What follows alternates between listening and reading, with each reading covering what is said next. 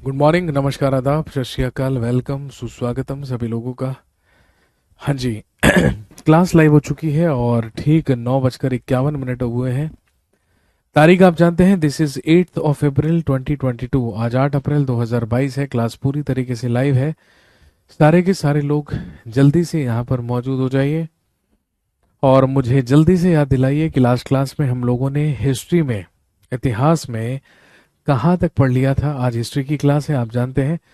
तो हिस्ट्री में हम कहाँ तक पहुंचे थे लास्ट, प्लीज एक बार मुझे याद दिलाएंगे। बस उसी के आगे से हम लोग कंटिन्यू करेंगे जी।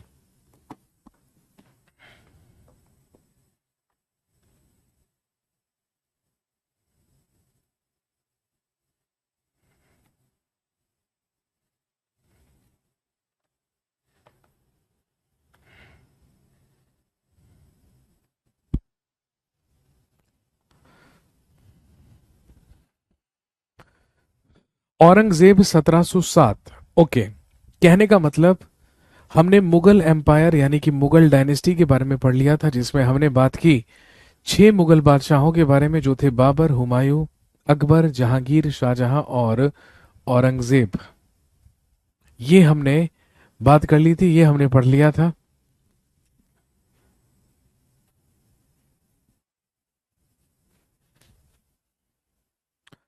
और मैंने आपको बताया था कि जैसे ही मुगल बादशाह औरंगजेब की डेथ होती है तो क्या मुगल डायनेस्टी समाप्त हो जाती है? जी नहीं, मुगल डायनेस्टी समाप्त नहीं होती है, बल्कि वहां से मुगल साम्राज्य का पतन शुरू होता है, क्योंकि और 150 साल तक मुगल डायनेस्टी चलती है हिंदुस्तान में। लेकिन औरंगजेब के मरते ही, यानी कि औरंगजेब के मरने के बाद का जो पीरियड है, यानी कि 1707 के बाद का जो पीरियड है,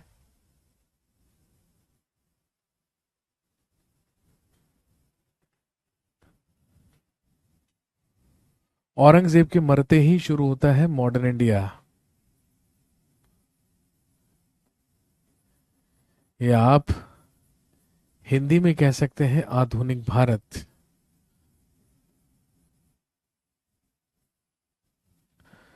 मॉडर्न इंडिया या आधुनिक भारत। और इसमें हम सबसे पहले पढ़ते हैं लेटर मुगल्स के बारे में, जो टॉपिक है डाउनफॉल ऑफ मुगल्स। लिखेंगे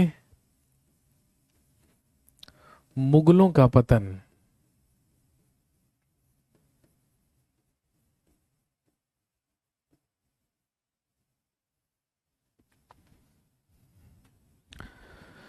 लिखिए डाउनफॉल ऑफ मुगल्स या मुगलों का पतन।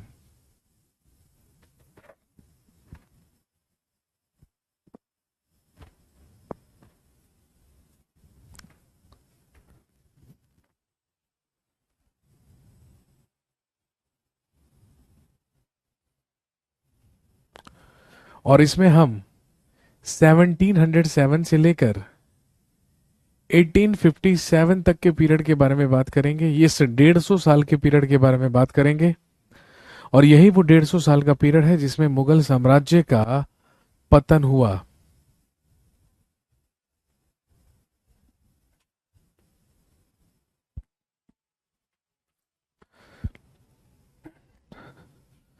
मैंने आपको बताया 1707 ईस्वी में औरंगजेब की मृत्यु हुई थी। लास्ट हमने कहानी यहीं तक पढ़ी थी कि 1707 ईस्वी में औरंगजेब डाइड इन अहमदनगर, महाराष्ट्र। 1707 ईस्वी में औरंगजेब की मृत्यु महाराष्ट्र के अहमदनगर में हुई। और जब 1707 ईस्वी में औरंगजेब की मृत्यु हुई थी, तो ध्यान रखेंगे उसके 3 पुत्र जीवित थे,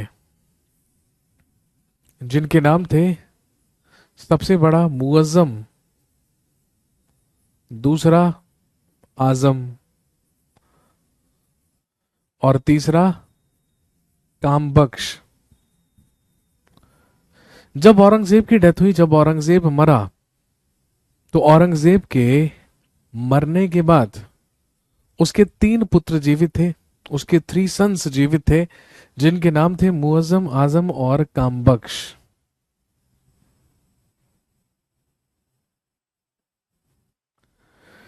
जैसे ही औरंगजेब मरा, सबसे पहले मुअज्जम और आजम के बीच 1707 ईस्वी में एक युद्ध लड़ा गया जो कहलाता है बैटल ऑफ जजाओ। इसे कहा जाता है जजाओ का युद्ध।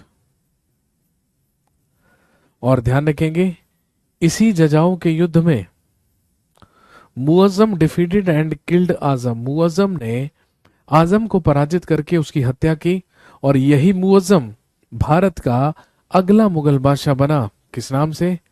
By the name of Bahadur Shah. यही कहलाता है बहादुर शाह फर्स्ट, या इसी को कहते हैं शाह आलम फर्स्ट।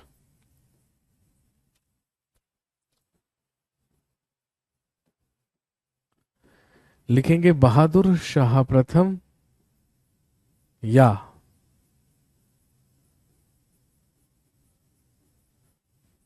शाह आलम प्रथम। जजाओं के युद्ध में अपने ही भाई आजम की हत्या करवाकर भारत का अगला मुगल बादशाह बहादुर शाह फर्स्ट या बहादुर शाह प्रथम बना, जिसे शाह आलम प्रथम भी कहा जाता है। और ध्यान रखेंगे 1707 ईस्वी से लेके 1707 ईस्वी से लेके 1712 ईस्वी तक, यानी कि अगले 5 साल तक भारत का मुगल बादशाह हुआ बहादुर शाह प्रथम, शाह आलम प्रथम, जिसका वास्तविक नाम क्या था? Muazzam. His actual name was Muazzam. इसी का वास्तविक नाम था मुअज्जम। ये बहादुर शाह प्रथम के नाम से भारत का मुगल बादशाह बना था। तो 1707 में इसने अपने भाई आजम की हत्या की थी जजाओं के युद्ध में। और लिखेंगे इन 1709, और 1709 ईस्वी में लिखेंगे ही किल्ड कामबख्श। और 1709 ईस्वी में इसने कामबख्श की भी हत्या करवाई।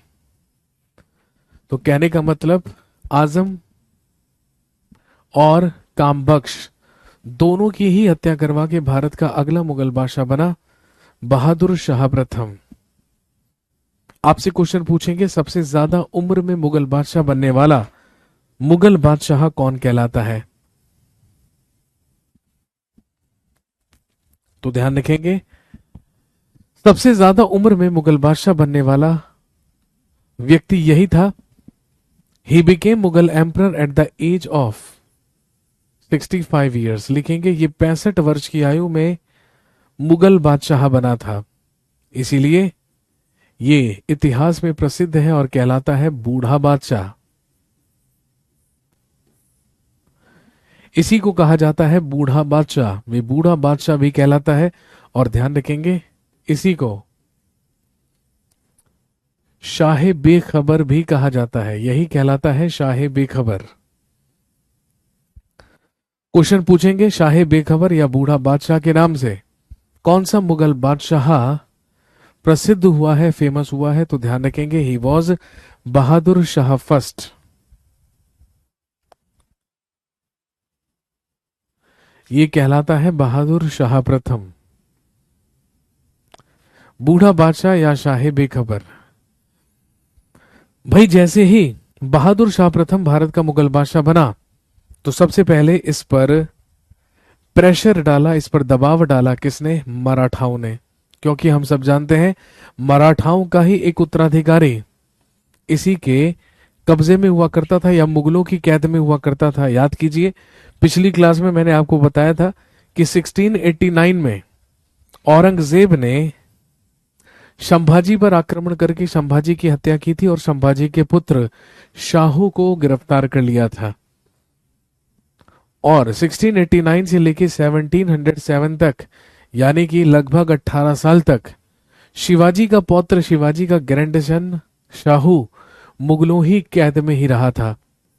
तो सबसे ही पहला पॉइंट लिखेंगे, लिखिए 1707 ईस्वी में Shahu got free from Mughals. Shahu मुगलों की कैद से रिहा किया गया या आजाद हुआ। 1707 ईस्वी में शाहू मुगलों की कैद से आजाद हुआ। Who was Shahu? तो हम पिछली क्लास में पढ़ चुके हैं, he was grand son of Shivaji. Shivaji का पोता हुआ करता था शाहू। 1707 ईस्वी में शाहू मुगलों की कैद से आजाद हुआ।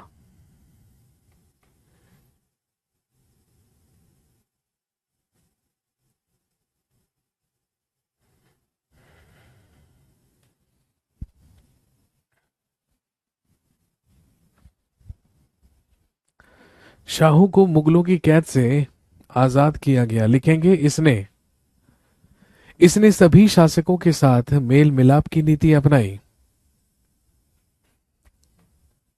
इसने सभी शासकों के साथ मेल मिलाप की नीति अपनाई। क्योंकि भाई हम सब जानते हैं जब औरंगजेब मरा था तो उस समय आधे से ज्यादा हिंदुस्तान औरंगजेब का दुश्मन था। इसीलिए जो बहादुर शाह प्रथम था उसने मेल मिलाप की नीति अपनाई और सभी शासकों के साथ उसने संधि करने की कोशिश की, इंक्लूडिंग सिख्स। यदि हम सिखों की बात करें तो भाई आप जानते हैं 1707 ईस्वी में औरंगजेब की तो डेथ हो गई, लेकिन उस समय सिखों के 10वें गुरु गुरु गोविंद सिंह हुआ करते थे और गुरु गोविंद सिंह के साथ भी बहादुर शाह प्रथम के द्वारा एक संधि की गई, समझौता किया गया और इसने गुरु गोविंद सिंह को कुछ भूमि और कुछ क्षेत्र भी उपहार में दिए थे या संधि के तहत दिए थे। लेकिन अगले ही साल 1708 ईस्वी में गुरु गोविंद सिंह की भी डेथ हो गई थी, गुरु गोविंद सिंह की भी मृत्यु हो गई थी और गुरु गोविंद सिंह के ही एक सेवक जिनका नाम था बंदा सिंह बहादुर, अब उन्होंने सिखों का नेतृत्व संभाल लिया था। और हम सब जानते हैं कि फिर से सिखों ने मुगलों के साथ संघर्ष भी करना शुरू कर दिया था।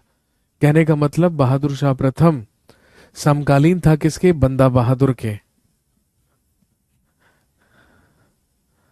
और बंदा बहादुर के ही खिलाफ एक अभियान कर रहा था ये 1712 ईस्वी में। लिखेंगे इन 1712 ड्यूरिंग अ मिशन अगेंस्ट बंदा बहादुर। लिखेंगे बंदा बहादुर के खिलाफ एक अभियान के दौरान, ड्यूरिंग अ मिशन अगेंस्ट बंदा बहादुर या बंदा बहादुर के ही खिलाफ अभियान के दौरान, लिखेंगे बहादुर शाह फर्स्ट डाइड। बहादुर शाह प्रथम की मृत्यु हुई। बहादुर शाह फर्स्ट डाइड या बहादुर शाह प्रथम की मृत्यु हुई।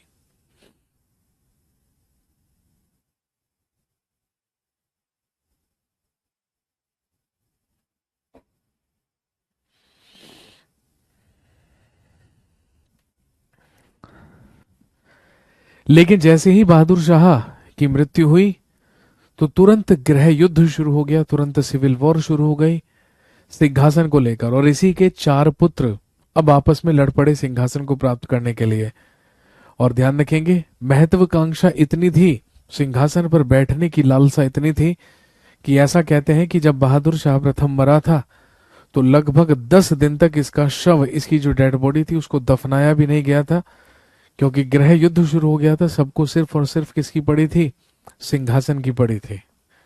फाइनली 10 दिन के बाद इसे दिल्ली में दफना दिया गया और इसी का एक अयोग्य बेटा, इसी का एक अयोग्य पुत्र भारत का अगला मुगल बादशाह बन गया या मुगल सिंहासन पर बैठ गया, जिसे आप जानते हैं किस नाम से? अगला लिखेंगे जहादर शाह। भारत का अगला मुगल बादशाह बना जहादर शाह। 1712 ईस्वी से लेकर 1713 ईस्वी तक केवल 1 साल के लिए, 1 साल के लिए भारत का अगला मुगल बादशाह बना जहादर शाह।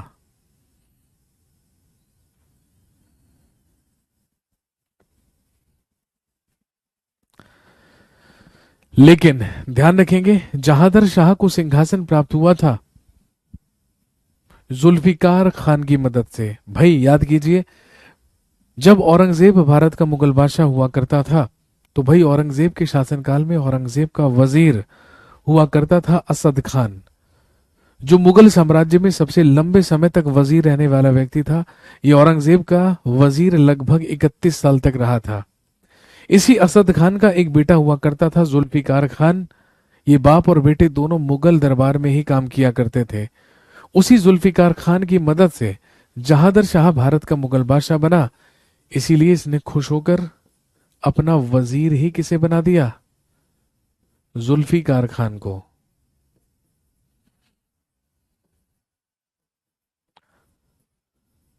और इसी का जो पिता था, जिसका नाम था असद खान, उसे अपना वकील नियुक्त कर दिया। किसने? जहादर शाह ने।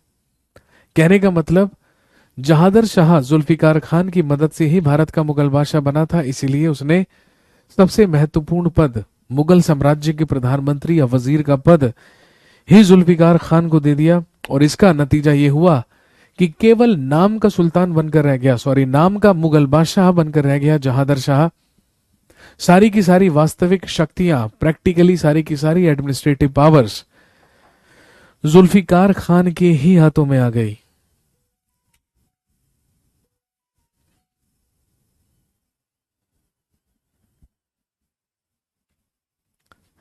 अब केवल नाम का मुगल बादशाह था जहादर शाह, प्रैक्टिकली सारी की सारी पावर जुल्फिकार खान के हाथों में थी।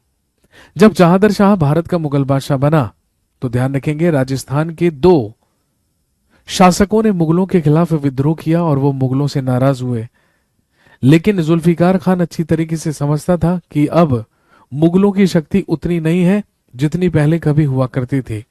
इसीलिए जुल्फिकार खान ने उन राजस्थान के दोनों शासकों के साथ मेल मिलाप की नीति अपनाई। और दोस्तों ध्यान रखेंगे, इसी जुल्फिकार खान के द्वारा ध्यान रखेंगे, राजस्थान के ही शासक जयसिंह को, भाई हम सब जानते हैं उस समय आमेर का शासक हुआ करता था जयसिंह। जुल्फिकार खान के द्वारा जयसिंह को मालवा का क्षेत्र दिया गया, यानी कि मालवा की सूबेदारी सौंपी गई। और जयसिंह को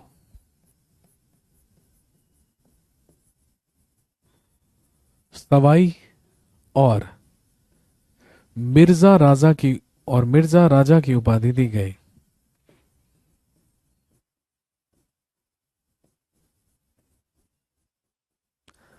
आपसे क्वेश्चन पूछेंगे कि बताइए, जयसिंह को सवाई की उपाधि किसके शासनकाल में दी गई थी? जहादर शाह के शासनकाल में दी गई थी। और ये उपाधि देने वाला था जुल्फिकार खान। तो आमेर के राजा जयसिंह को मालवा की सूबेदारी दे दी गई, यानी कि मालवा का ही सूबेदार बना दिया गया। और इसे सवाई और मिर्जा की उपाधि दी गई। उधर मारवाड़ के शासक अजीत सिंह को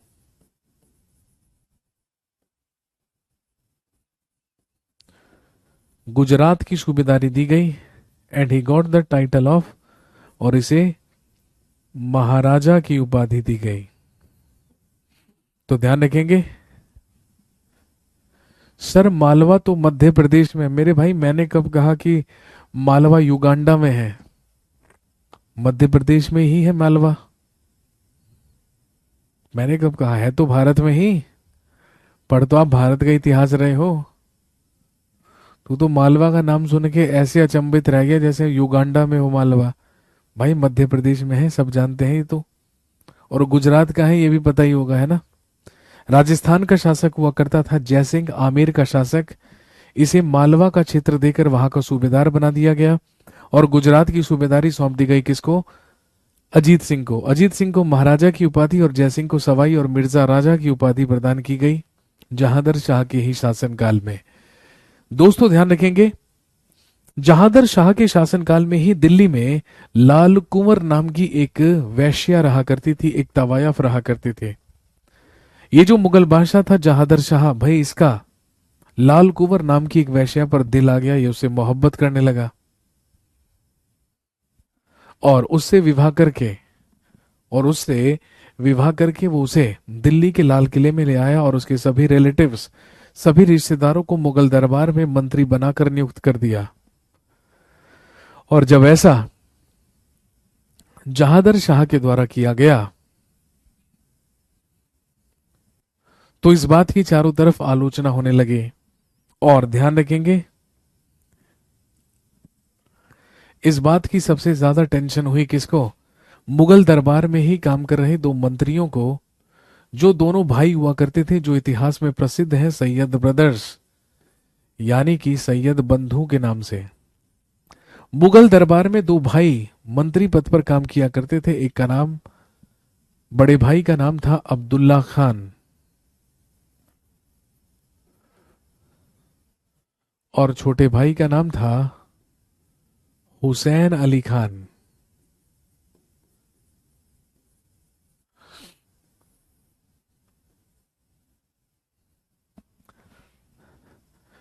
सैयद ब्रदर्स या सैयद बंधु। बड़े भाई का नाम था अब्दुल्ला खान और छोटे भाई का नाम था हुसैन अली खान। ये मुगल दरबार में लंबे समय से क्या कर रहे थे? काम कर रहे थे। और ध्यान रखेंगे, अब इन्हीं दोनों को ये चिंता हुई कि भाई यदि ऐसे ही जहादर शाह अपनी अयोग्यता दिखाएगा तो मुगल साम्राज्य का पतन वक्त से पहले हो जाएगा।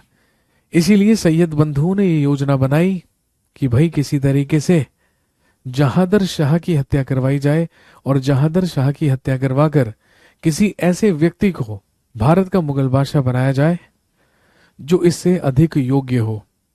ध्यान रखेंगे दोस्तों, जहादर शाह को ही इतिहास में लंपट मूर्ख कहा जाता है। इसी को कहा जाता है लंपट मूर्ख।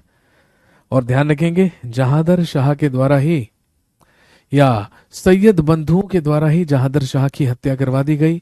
और जहादर शाह की हत्या करवा के भारत का अगला मुगल बादशाह फर्रुखशियर को बना दिया गया।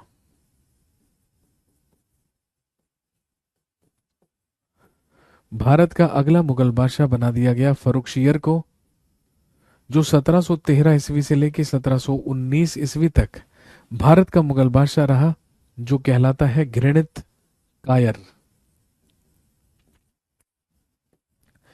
इसे घृणित कायर कहा जाता है।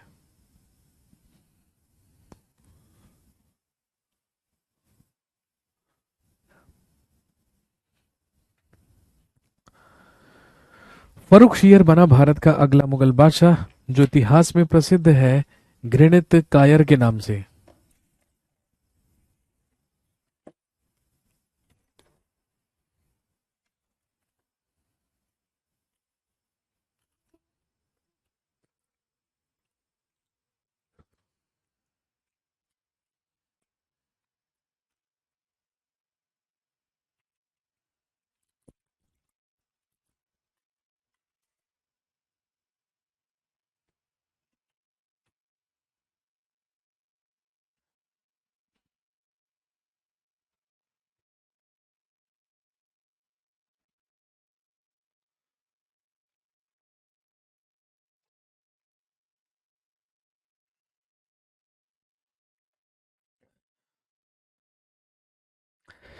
लिखेंगे फर्रुखशियर में इन 1716 1716 ईस्वी में लिखेंगे ही किल्ड बंदा बहादुर।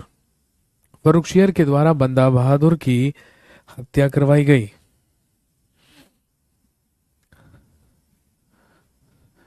1716 ईस्वी में बंदा बहादुर की हत्या करवाई गई। और दोस्तों ध्यान रखेंगे, क्योंकि फर्रुखशियर सैयद बंधुओं की मदद से ही क्या बना था? मुगल बादशाह। इसीलिए इसने बड़े भाई अब्दुल्ला खान को अपना वजीर बना लिया और छोटे भाई को अपना मीर बख्शी। और ध्यान रखेंगे, मुगल साम्राज्य में सेनापति को ही क्या कहा जाता था? मीर बख्शी कहा जाता था। कहने का मतलब, सबसे ज्यादा पावरफुल, सबसे ज्यादा ताकतवर पदों पर बैठ गए सैयद बंधु, सैयद ब्रदर्स।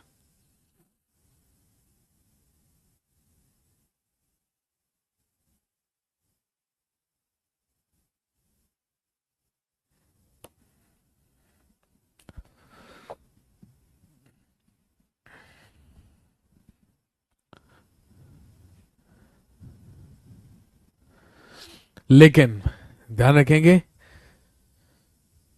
नाम का मुगल बादशाह बन गया फर्रुखशियर, क्योंकि प्रैक्टिकली सारी की सारी पावर्स किसके हाथों में आ चुकी थी? सैयद ब्रदर्स के हाथों में आ चुकी थी, सैयद बंधुओं के हाथों में आ चुकी थी।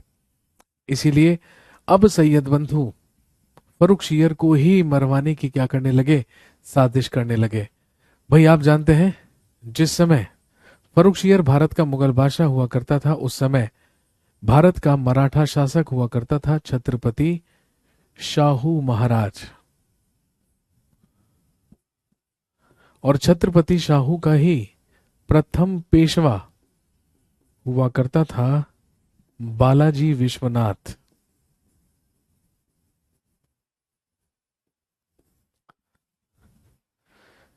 लिखेंगे 1719 में, लिखेंगे 1719 में बालाजी विश्वनाथ की मदद से सैयद बंधुओं ने फर्रुखशियर की भी हत्या करवा दी।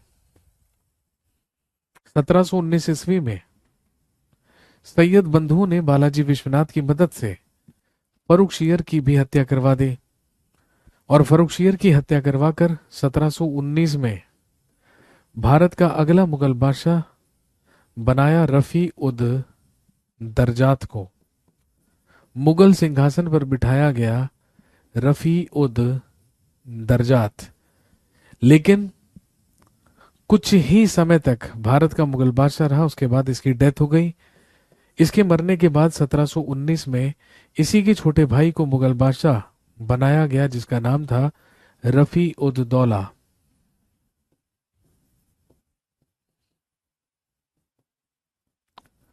लेकिन ये भी कुछ ही समय में चल बसा, इसकी भी कुछ समय में डेथ हो गई। फिर सैयद बंधुओं के ही द्वारा भारत का अगला मुगल बादशाह बनाया गया मोहम्मद शाह को।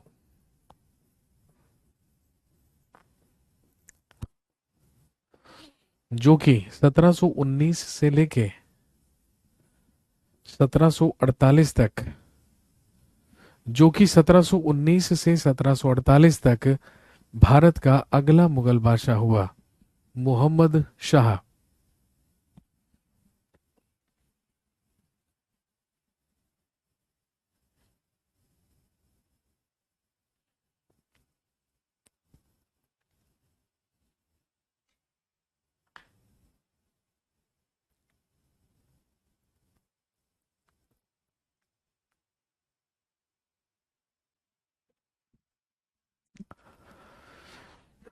भारत का अगला मुगल बादशाह बना मोहम्मद शाह।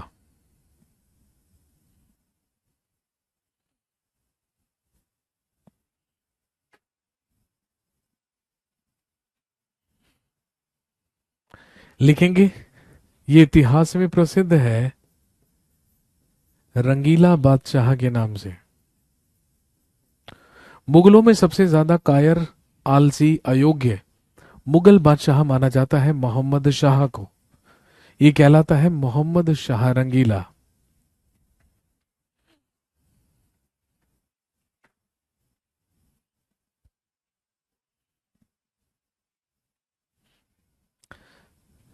सबसे पहला पॉइंट लिखेंगे, he killed Sayyid brothers with the help of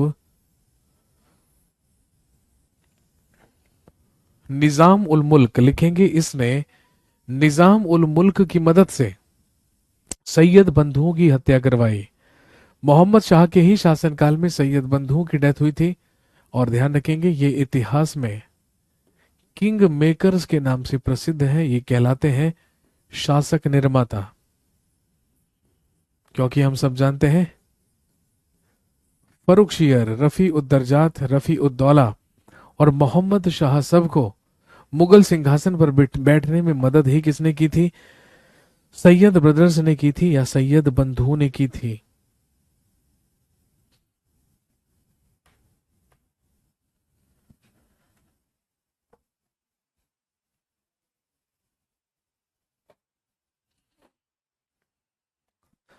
दूसरा काम लिखेंगे, इन हिज रूलिंग पीरियड, इसी के शासनकाल में लिखेंगे, Bengal, Awadh and Hyderabad became independent. लिखेंगे, इसी के शासनकाल में बंगाल, अवध और हैदराबाद स्वतंत्र राज्य बने। इसी के शासनकाल में बंगाल, अवध और हैदराबाद स्वतंत्र राज्य बने। और इसके अलावा ध्यान रखेंगे 1739 में इसी के शासनकाल में हुआ इन्वेजन ऑफ नादिर शाह। लिखेंगे नादिर शाह का आक्रमण। नादिर शाह एक ईरानी शासक हुआ करता था, एक पर्शियन रूलर हुआ करता था। और दोस्तों ध्यान रखेंगे, नादिर शाह एक ईरानी शासक, एक पर्शियन रूलर हुआ करता था। ईरान में एक वंश चला करता था जो कहलाता था दुर्रानी वंश। उसी दुर्रानी वंश में शासन किया करता था नादिर शाह, जो मुगलों की कमजोरी का फायदा उठाते हुए हिंदुस्तान को लूटने के लिए, मुगलों को लूटने के उद्देश्य से हिंदुस्तान आया था।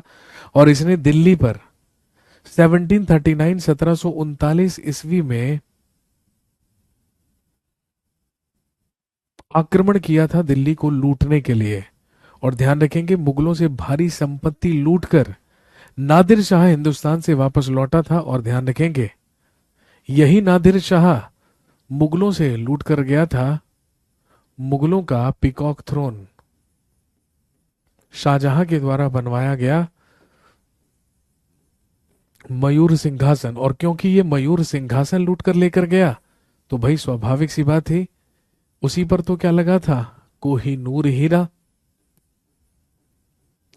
तो नादिर शाह ही मुगलों से कोहिनूर हीरा भी लूट कर लेकर गया था।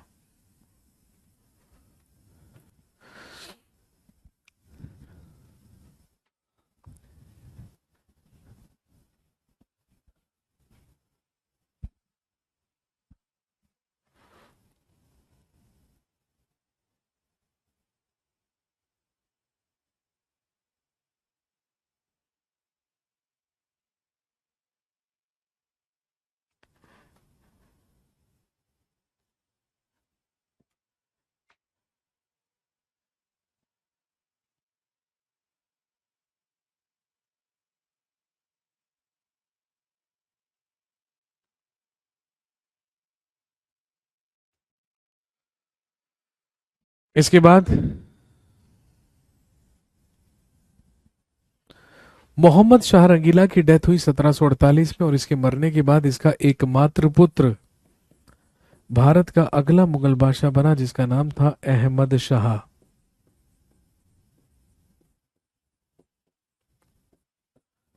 और ध्यान रखेंगे 1748 से लेके 1754 तक, 1748 से लेके 1754 तक भारत का अगला मुगल बादशाह हुआ अहमद शाह। और इधर ध्यान रखेंगे 1747 में नादिर शाह की भी डेथ हुई। और नादिर शाह के मरने के बाद उसका उत्तराधिकारी बना अहमद शाह अब्दाली। उसका उत्तराधिकारी बना था अहमद शाह अब्दाली। अहमद शाह में लिखेंगे इन 1748 1748 ईस्वी में लिखेंगे अहमद शाह अब्दाली इन्वेडेड इंडिया। 1748 ईस्वी में अहमद शाह अब्दाली का भारत पर आक्रमण हुआ। इसी के शासनकाल में अहमद शाह अब्दाली ने भारत में आक्रमण किया।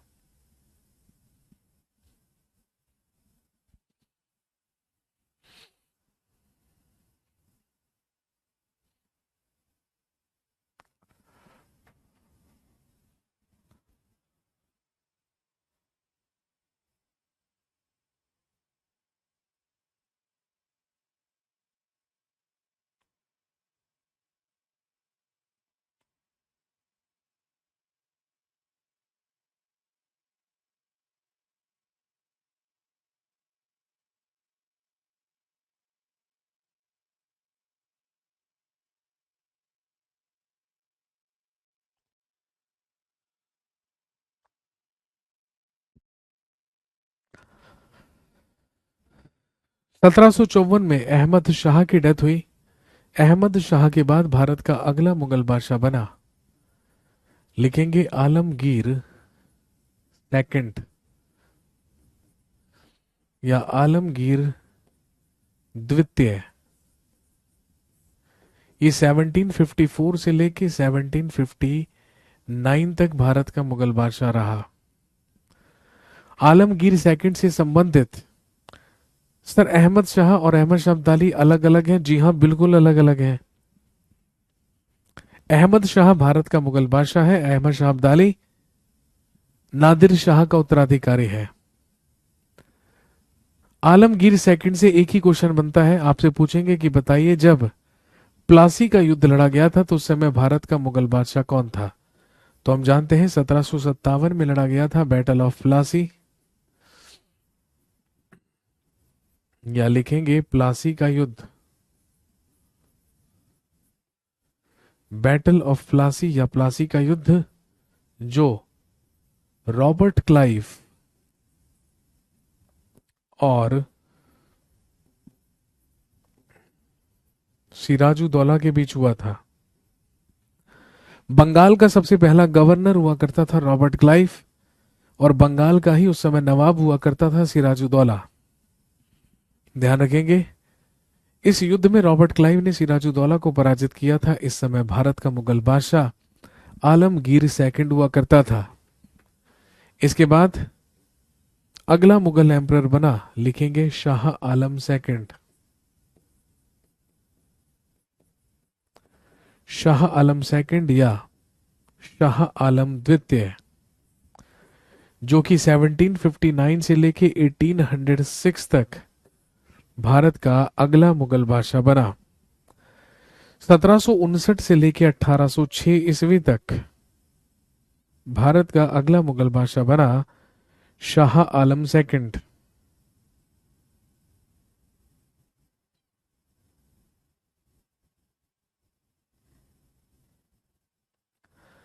शाह आलम सेकंड या शाह आलम द्वितीय।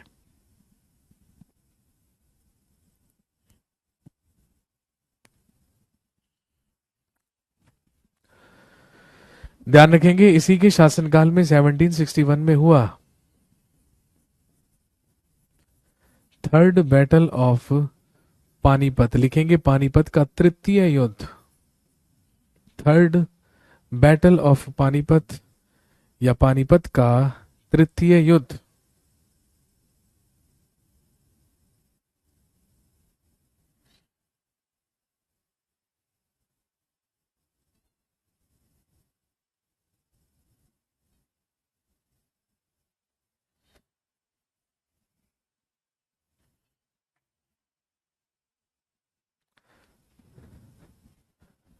और पानीपत का तीसरा युद्ध अहमद शाह अब्दाली,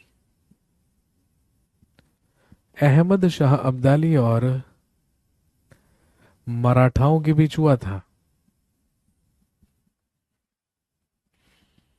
पानीपत का तीसरा युद्ध अहमद शाह अब्दाली और मराठाओं के बीच हुआ था, जिसमें लिखेंगे अहमद शाह अब्दाली डिफीटेड मराठास, जिसमें अहमद शाह अब्दाली ने मराठाओं को पराजित किया था। और शाह आलम सेकंड के ही समय में एक और फेमस युद्ध लड़ा गया 1764 में, जो कहलाता है बैटल ऑफ बक्सर। ये कहलाता है बक्सर का युद्ध, बैटल ऑफ बक्सर या बक्सर का युद्ध, जिसमें हमारी तरफ से 3 लोगों की सेनाएं लड़ी। पहला मुगल बादशाह शाह आलम सेकंड, बंगाल का मीर कासिम, और अवध का नवाब शुजाउद्दौला। भारत का मुगल बादशाह शाह आलम सेकंड, बंगाल का मीर कासिम और अवध का नवाब शुजाउद्दौला बक्सर के युद्ध में लड़े थे, और अंग्रेजों की सेना का नेतृत्व कर रहा था British army chief Hector Munro.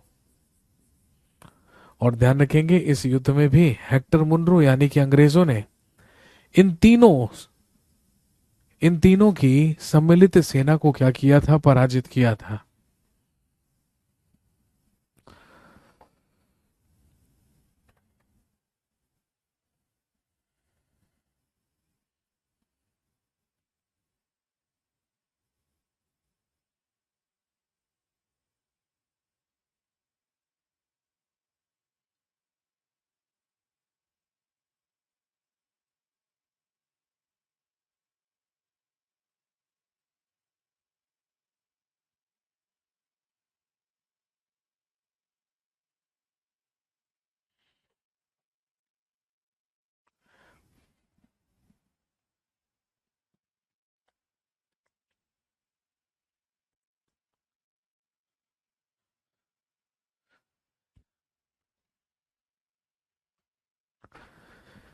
इसके बाद लिखेंगे इन 1803, 1803 ईस्वी में, इन 1803 या 1803 ईस्वी में लिखेंगे ब्रिटिशर्स कॉन्कर्ड दिल्ली, अंग्रेजों ने दिल्ली पर अधिकार किया।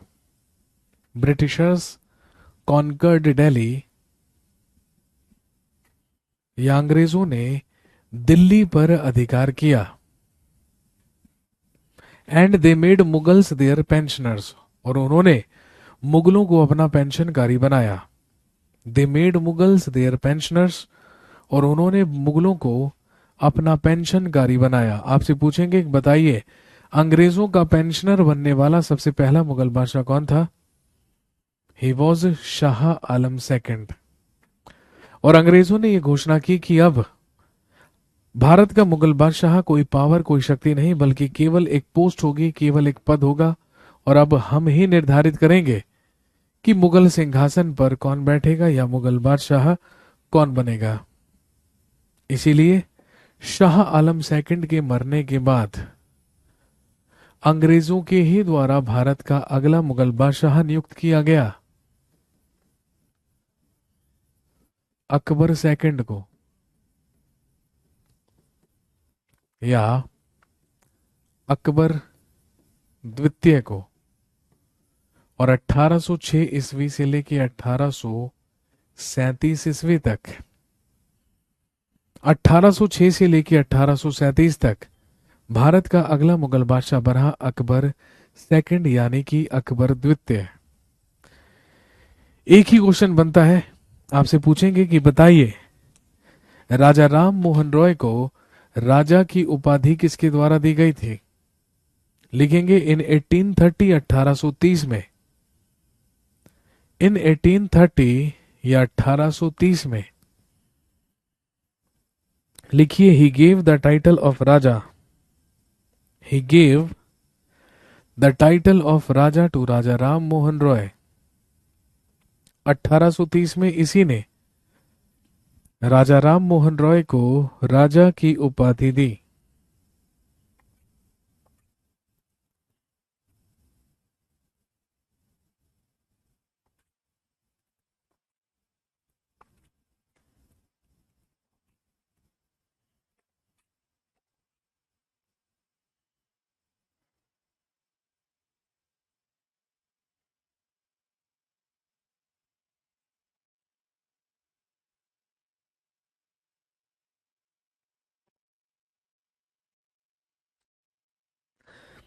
इसी ने 1830 ईस्वी में राजा राम मोहन रॉय को राजा की उपाधि दी।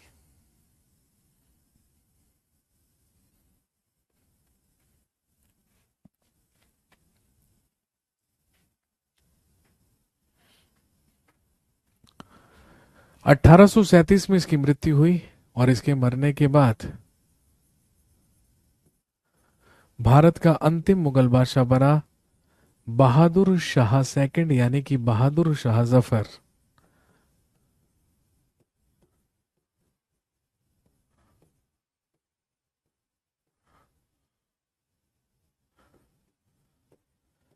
एटीन 37 से लेके 1857 तक,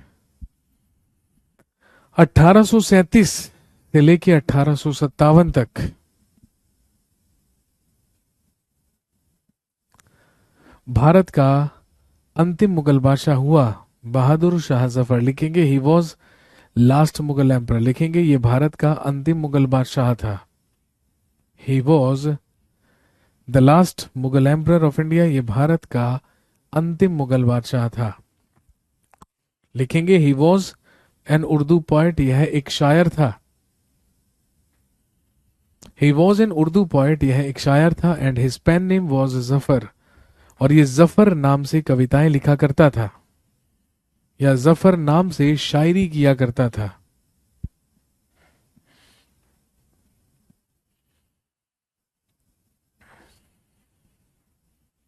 ही वॉज एन उर्दू पोएट, यह एक शायर था। And his pen name was Zafar, और ये जफर नाम से शायरी किया करता था। लिखेंगे he was the leader of the revolt of 1857।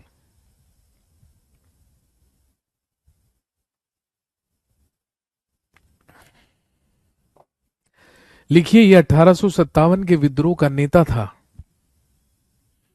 He was the leader of the revolt of 1857, ये 1857 के विद्रोह का नेता था। और क्योंकि 1857 के विद्रोह का नेता था, इसीलिए इसे अंग्रेजों के द्वारा गिरफ्तार कर लिया गया। लिखेंगे he was arrested by the Britishers. He was arrested by the Britishers and was sent to Rangoon Burma. इसे अंग्रेजों का द्वारा गिरफ्तार करके, इसे अंग्रेजों के द्वारा गिरफ्तार करके बर्मा के रंगून भेज दिया गया।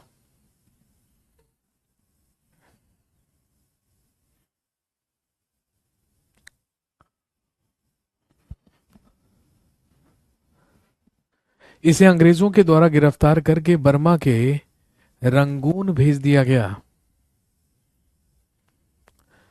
और वहीं पर लिखेंगे इन 1862 ही डाइड, और वहीं पर 1862 ईस्वी में इसकी मृत्यु हो गई। और हम सब जानते हैं 1857 के विद्रोह के बाद ही भारत से मुगल साम्राज्य को समाप्त कर दिया गया। ईस्ट इंडिया कंपनी का शासन खत्म करके अब शासन डायरेक्टली ब्रिटेन की महारानी विक्टोरिया के हाथों में आ गया। तो दोस्तों, ये था मुगल डायनेस्टी, ये था मुगल साम्राज्य। आज की कहानी को यहीं तक रखते हैं, यहीं पर समाप्त करते हैं। अगली क्लास में जब आपसे मुलाकात होगी तो मुझे याद दिलाइएगा। अगला टॉपिक हम पढ़ेंगे भारत में यूरोपियों का आगमन, advent of Europeans in India. Thank you very much, have a nice day.